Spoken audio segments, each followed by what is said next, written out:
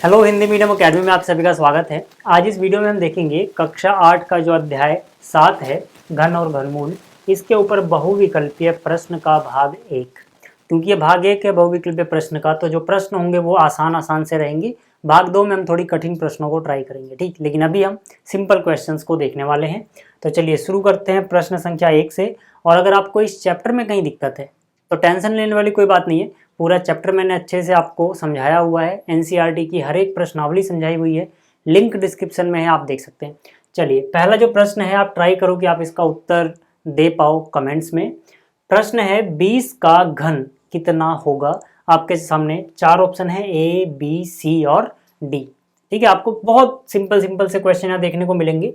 ठीक है, यहाँ पे बोला गया 20 का घन कितना होगा। ठीक है, A, B, C, D में से जो भी आपको सही लगता है आप उत्तर में लिखो। लिखने का तरीका ये होगा कमेंट में कि जो भी प्रश्न की संख्या, जैसे प्रश्न संख्या 1 है तो आप लिखोगे 1, उसके बाद जो भी आपको उत्तर सही लगता है A, B, C या D वो यहाँ पे लिख देना। ठीक है, A सही लगता है तो A लिखोगे, B सही लगता है तो B लिखोगे, C सही लगता है तो C लिखोगे, इस तरह से। ठीक है, इस तरह से हम दूसरे प्रश्न को जब करेंगे तो प्रश्न संख्या 2 का जो भी A, B, C, D जो भी सही लगे आपको वो आपको लिखना है। तो इस तरह से आपको उत्तर देना है, ठीक। और एंड में आपको चेक करना है कि यहाँ पे टोटल 10 प्रश्न है तो 10 में से आपने कितने सही उत्तर दिए। चलिए, तो यहाँ पे 20 का घन पूछा गया भाई। ठीक है, तो यहाँ पर क्या है 20, घन का मतलब क्या है, इसकी घात 3। ठीक है ना, या फिर आप इसको ऐसे भी कह सकते हो कि 20 की घात 3 है, मतलब 20 गुणा 20 गुणा 20, 3 बार यहाँ 20 लिखोगे, 1 2 3 बीच में गुणा लगा दोगे, ये मतलब होता है घन का। ठीक है, तो कितना आएगा देखो, इसकी गुणा करनी आसान है, 2 दूनी 4 दूनी 8, तो यहाँ लिख दो 8। फिर 1 2 3 बार 0 है तो यहाँ 1 2 3 बार 0 लगा दो। ठीक है, कितना हो गया ये 8000। तो 8000 कौन सा ऑप्शन है, ऑप्शन बी, यानी कि ऑप्शन बी सही है। तो जिस भी बच्चे ने यहाँ पे प्रश्न संख्या 1 और फिर उसके आगे बी लिखा होगा, ये उत्तर जिसने भी लिखा है उसका सही होगा। ठीक है, तो कमेंट्स में आपके पढ़ता हूँ तो आप यहाँ पर, ठीक है, उत्तर देने की ट्राई करो। चलिए अब अगला देखते हैं। ठीक है, अगला प्रश्न कौन सा है, देखो जिस भी बच्चे ने सबसे ज़्यादा उत्तर दिए होंगे, ठीक है ना, उसने जो कमेंट्स में आंसर लिखा है उसको मैं अगली वीडियो में फीचर करूंगा, मतलब उसके कमेंट्स में अगली वीडियो में लगा दूंगा कि हाँ भाई इस बच्चे ने इतने आंसर सही दिए थे। तो आप ट्राई करना कि आप आंसर दे पाओ। तो यहाँ पर क्या है, प्रश्न 2 है 27000 का घनमूल कितना होगा। 27000 का घनमूल कितना होगा।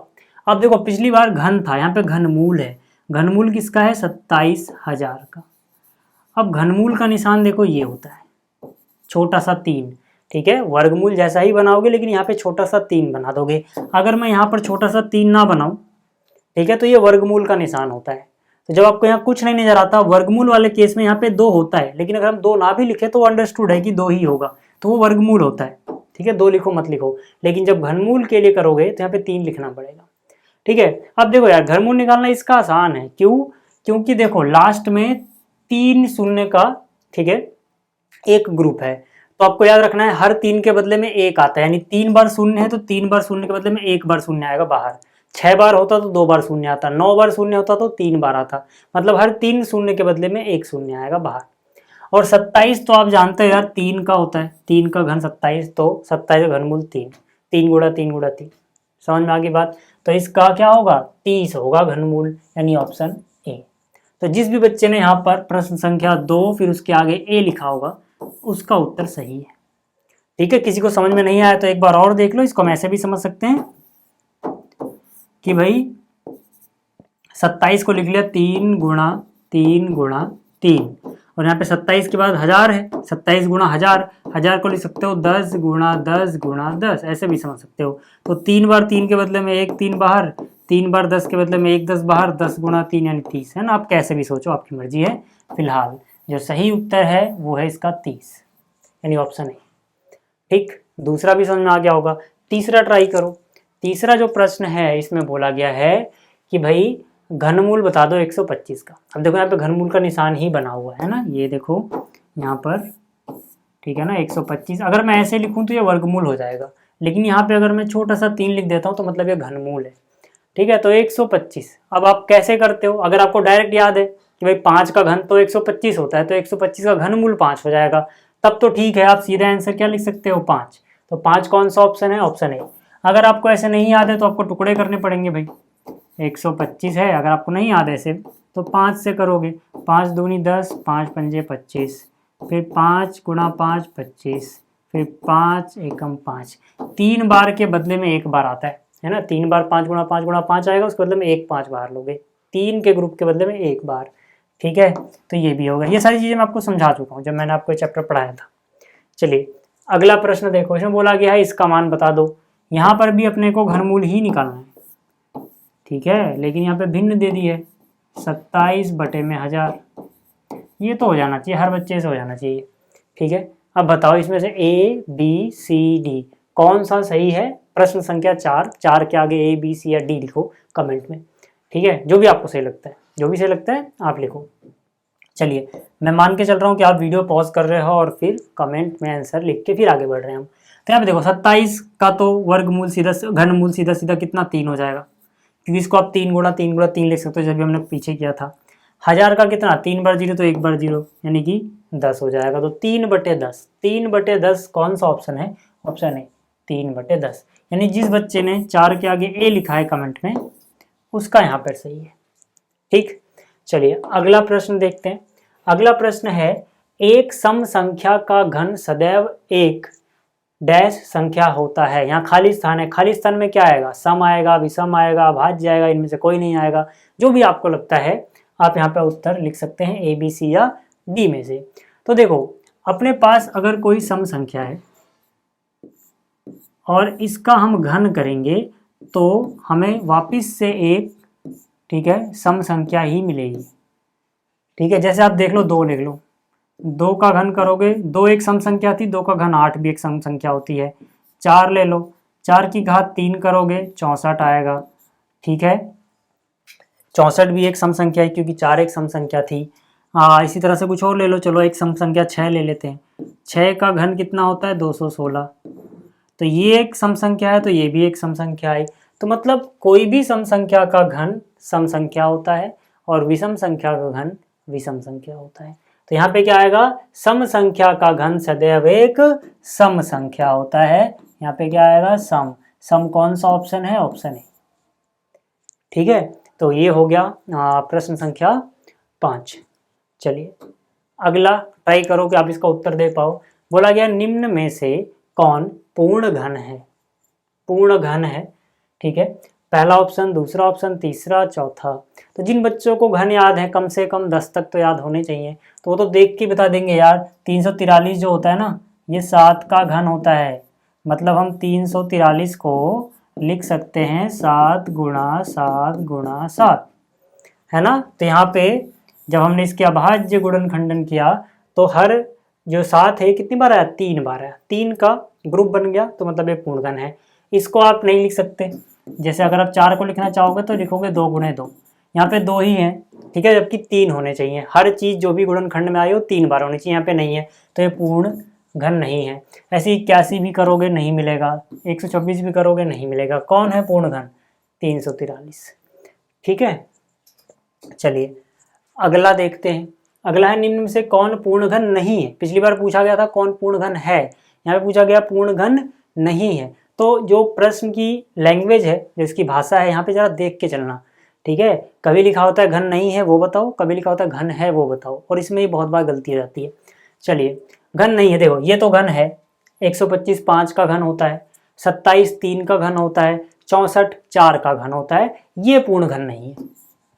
ठीक है, ये 100 जो है पूर्ण वर्ग तो होता है, 10 का वर्ग होता है, लेकिन यहाँ पे घन की बात की जा रही है, पूर्ण घन नहीं है ये। चाहे आप टुकड़े करके देख लेना, कुछ ना कुछ बच जाएगा यहाँ पे, ठीक है, जिसका 3 का ग्रुप नहीं बनेगा।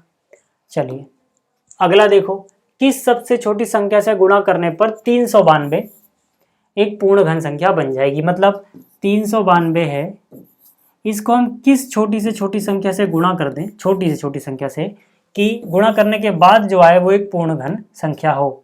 ठीक है, ये पूछा गया है। तो इसको मैंने कैसे बताया था वो करने को याद करो।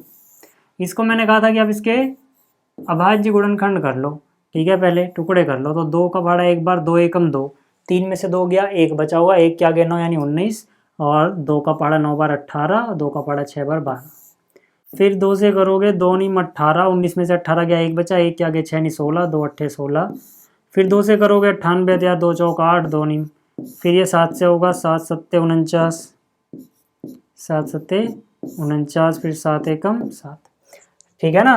तो देखो यार, जो 392 है अपने पास क्या है, 392। अगर मैं इसके अभाज्य गुणनखंड में लिखता हूँ इसको, 2 गुणा 2 गुणा 2, कितनी बार आया, 3 बार। और फिर कौन आया, 7 गुणा 7।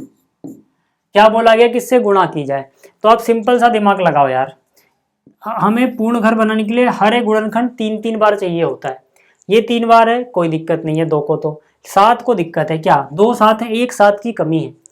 आपसे पूछा गया है किस छोटी से छोटी संख्या से गुणा करोगे, तो 7 से गुणा कर दो यार। अगर मैं इसको, ठीक है, इसको 7 से गुणा कर दूं तो 7 भी 3 बार हो जाएगा कि नहीं हो जाएगा, हो जाएगा ना। तो हम बोलेंगे कि अगर हम इसको 7 से गुणा कर दे, क्योंकि 1 7 की कमी पड़ रही है यहाँ पे, 1 7 नहीं है। अगर 1 7 और हो जाएगा तो 3 7 हो जाएंगे, है ना। तो मतलब इसका सही उत्तर होगा 7। ठीक, चलिए अगला प्रश्न देखो, किस सबसे छोटी संख्या से गुणा करने पर 54 एक पूर्ण घर बन जाएगा। फिर से वही है भाई, 54 है ना, तो 54 के टुकड़े कर लेते हैं यार। यहाँ पर अपने पास 54 है, 2 से करोगे 27 दूनी 54 यानी 27 होता है। अब तो ये 3 3 9, 3 मतलब 3 नीम 27, फिर 3 3 9, फिर 3 एकम 3। तो देखो ये तो 3 का ग्रुप बन रहा है, इसका नहीं बन रहा है ना। मतलब अगर मैं 54 को लिखना चाहूँ तो लिखूंगा 2 गुणा 3 गुणा 3 गुणा 3। इसका तो 3 का ग्रुप बन गया, इसका नहीं बना। हमें गुणा करनी है, भाग नहीं करनी, हमें क्या करनी है, गुणा। तो एक बार 2, कितने 2 की कमी पड़ रही है, 2 बार 2 की कमी पड़ रही है। सोचो अगर मैं 2 बार 2 ले आऊँ, चलो इधर ना ला के इधर लिख देता हूँ इसके पास। ठीक है, अगर मैं 2 बार 2 ले आऊँ, मान ले मैंने 2 डब्बे लगाए, दोनों डब्बे में 2 ले आऊँ किसी तरह से, तो 3 बार 2 हो जाएगा। यानी कमी किसकी पड़ रही है, 1 बार 2 कम है, यहाँ पर 2 चाहिए, इस डब्बे में भी 2 चाहिए, तो 2 गुणा 2 कितना होता है, 4। तो टोटल 4 की कमी है। सोचो ना, 2 गुणा 2 अगर आ जाए अपने पास, 2 गुणा 2 मतलब क्या, 4 आ जाए, तो ये 2 भी 3 बार आ जाएगा। तो मतलब 2 दूनी 4, यानी ऑप्शन है 4 से गुणा करने पर। अगर यही पूछा होता किससे भाग किया जाए, तब क्या करते हम, तब तो भाई जो फालतू है ना, जिसका जोड़ा नहीं बना, मतलब जिसका 3 का ग्रुप नहीं बना, जैसे ये, इसी से भाग कर देते। अगर भाग होता तो इससे भाग करते कट जाता, जो बचा वो 3 का होता। लेकिन यहाँ पे गुणा वाला सवाल था ना, भाग वाला अगला है। ठीक है, भाग वाला अगला देखो, ये पूछा गया है कि भाई किस सबसे छोटी संख्या से भाग करने पर 392 एक पूर्ण घन संख्या बन जाएगी। ठीक है, तो 392 है, अभी हमने देखा था 392 इससे पिछले सवाल में, कि जो 392 था उसके हमने जब गुणनखंड किए थे तो 1 2 3, 3 बार 2 आया था, 2 बार 7 आया था। ठीक है, क्या आया था, 1 2 3 बार 2 आया था और 2 बार 7 आया था। वो सवाल था किससे गुणा करें, तो हमने देखा 1 7 कम पड़ रहा था, तो हमने 1 7 से गुणा कर दिया था, तो उत्तर 7 था। लेकिन यहाँ पे किससे भाग करें, देखो मतलब कि आप किससे भाग कर दोगे, उस तरफ करना तो इस तरफ भी करना है, समझने के लिए एक तरफ देख लो। ठीक है, तो हम क्या बोलेंगे, हम जो फालतू है भाई, इसका ही तो नहीं बन रहा ना, तो अगर मैं यही से भाग कर दूं तो इससे कट जाएगा, और जो बचा वो तो 3 बार है। तो मतलब किससे भाग कर रहा हूँ, 7 गुणा 7 से, है ना। तो 7 गुणा 7 कितना होता है, 49। तो असलियत में अगर 49 से भाग कर दिया जाए, है ना, 49 से, तो ये हो जाएगा। ठीक, तो ऑप्शन कौन सा, ऑप्शन बी। तो उम्मीद करता हूँ आपको ये सभी प्रश्न समझ में आए होंगे। बहुत आसान आसान से प्रश्न थे, लेकिन ये चीज़ें इंपॉर्टेंट हैं। ठीक ना, एक तरह से आपका रिवीजन भी होता है, आपकी एमसीक्यू की प्रैक्टिस भी हो जाती है। तो अगली वीडियो मिलेंगे थोड़े अच्छे क्वेश्चन के साथ। इस वीडियो में इतना ही। इस वीडियो को देखने के लिए धन्यवाद।